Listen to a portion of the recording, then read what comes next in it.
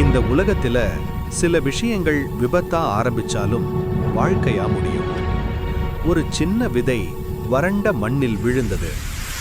2 நாள் கழிச்சு அதிலிருந்து ஒரு சின்ன செடி முளைத்தது. ஆனா சுட்டெரிக்கும் வெயில்ல தண்ணீர் இல்லாம அந்த செடி வாடி போனது.